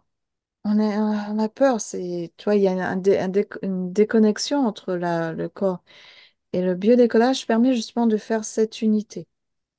Et puis avec Personocratia, on apporte la partie donc spirituelle avec un grand S. Et donc là, on a l'unité complète. Voilà ce que je peux dire. Tu disais, on a peur de ce corps, toi, ça me fait penser, moi. Ah oui, en fait, ça revient à la peur de la mort, c'est-à-dire c'est mon corps, mais en même temps, ma peur de la mort, elle passe par le corps physique qui, lui, peut mourir, justement. Et bah, c'est clair que ça fait. Enfin, moi, je l'ai déjà ressenti. Par exemple, je me rappelle, il y a quelques années, j'avais dit à une thérapeute, j'ai mal aux pieds, puis elle m'a dit, tu as mal à tes pieds. Et c'est vrai, le fait de dire mes pieds, ça m'a fait un effet complètement différent. Tu sais, on a toujours cette tendance, en fait, tu sais, à enlever, à mettre le plus loin possible les choses, en fait, qu'on veut pas voir, tu vois. Et de ramener ça à moi, c'est comme dans un cœur à cœur, t'en parlais tout à l'heure, Yasna, bah, je dis pas on, je dis je. Qu'est-ce que je ressens, quoi. Et ça change tellement de choses de ramener ça à l'intérieur de moi. Yasna, tu voulais dire un mot par rapport aussi aux Oui, personnes non, mais les personnes qui ont besoin d'aide, oui, oui, oui. comment elles procèdent, quoi. Euh, alors, tout d'abord, moi, je voudrais vraiment préciser que pour moi, le décodage biologique n'aurait pas toute sa puissance si j'avais pas Personocratia.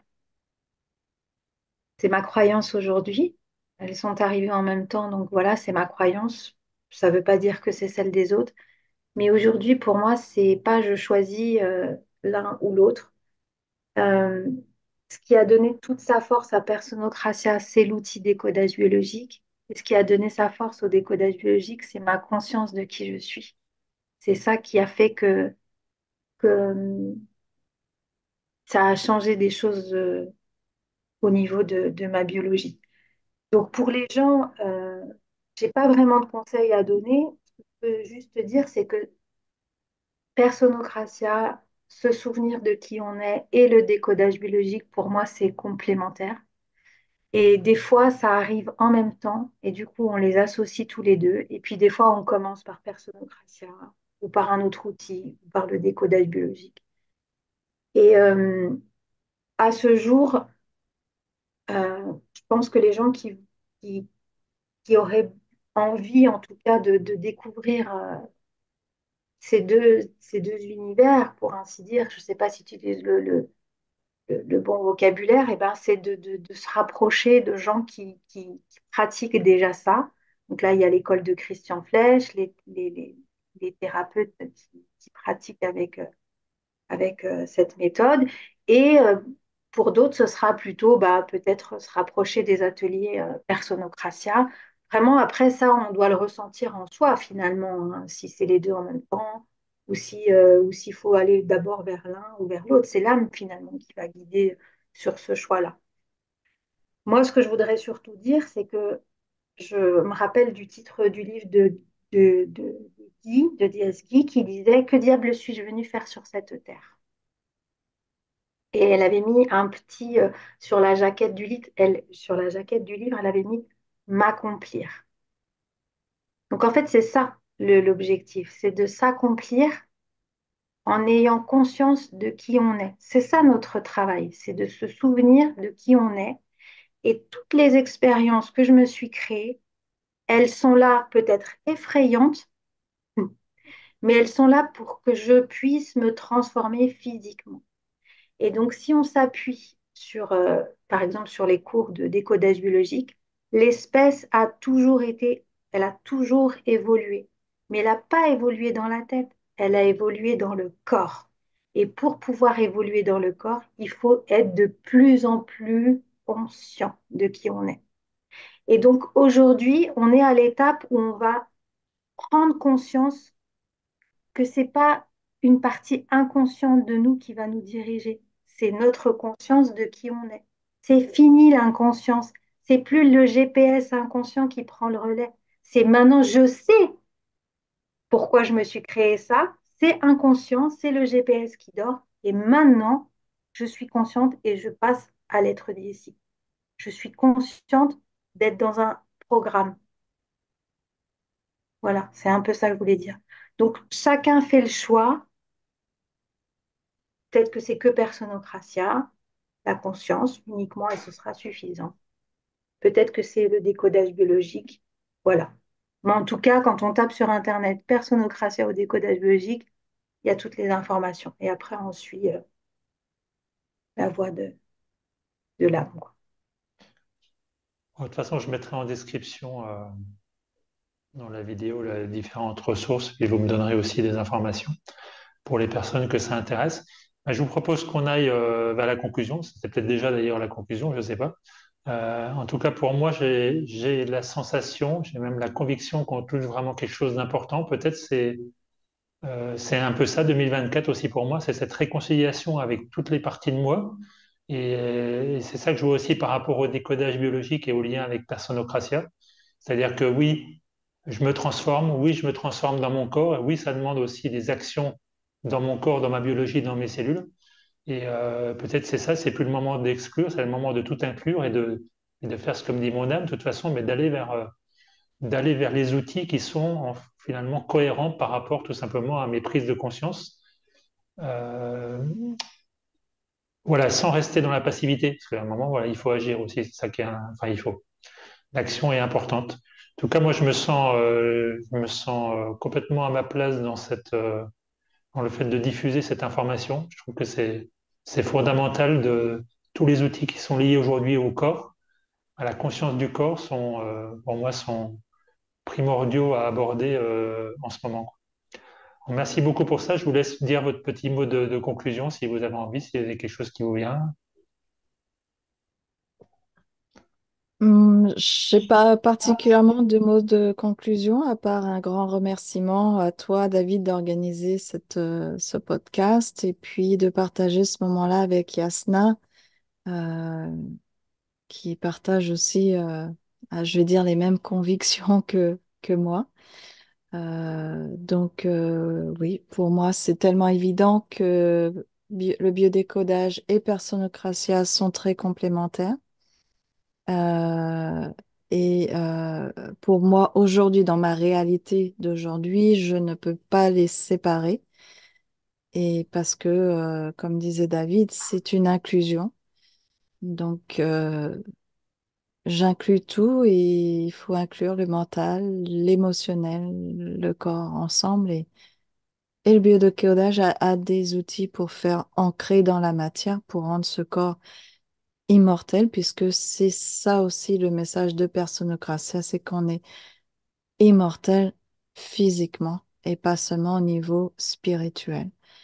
Voilà. Donc, merci à tous et j'espère à très bientôt. Alors moi aussi, je voudrais vous remercier. Je me sens effectivement comme vous, complètement à ma place. Je vous remercie de me donner cette opportunité d'expérimenter, de passer à l'action sur des nouvelles choses. Et je suis ravie de faire cette vidéo avec toi, Marie. C'est presque un rêve de petite fille. Ben oui, je te le dis parce que je me disais, oh, elle est vraiment extraordinaire. Oh là là, je veux être comme elle. Tu sais, un peu l'ego qui veut idéaliser, qui cherche une référence extérieure. Donc voilà, je te le dis parce que vraiment, je me sens complètement à ma place. Et puis pour conclure, moi, je voudrais dire à tout le monde que découvrez qui vous êtes. C'est vraiment pas théorique ce que je dis, c'est vraiment, il y a beaucoup de choses qu'on ne sait pas sur nous. Il y a beaucoup d'espaces qu'on ne connaît pas en nous. Et, euh, et voilà, découvrez-vous parce que c'est vraiment un sacré cadeau qu'on s'est donné. Et plus on sait qui on est, plus on se connaît, plus on avance et plus on se transforme. Et on transforme les autres autour de nous. On, on, on, il y a une expansion finalement de la conscience qui se fait autour de nous sans rentrer dans de la théorie, sans rentrer dans des explications. Voilà. Merci Merci à beaucoup vous. à toutes les deux également. Et puis, de toute façon, oui, je vois qu'on a beaucoup de choses à dire. Donc, il y aura peut-être d'autres émissions à suivre. On verra. On ne sait pas. C'est le présent. En tout cas, profitez de celle-ci. N'hésitez pas à nous laisser des commentaires. Et à très bientôt. Bye bye. Bye bye. Bye bye.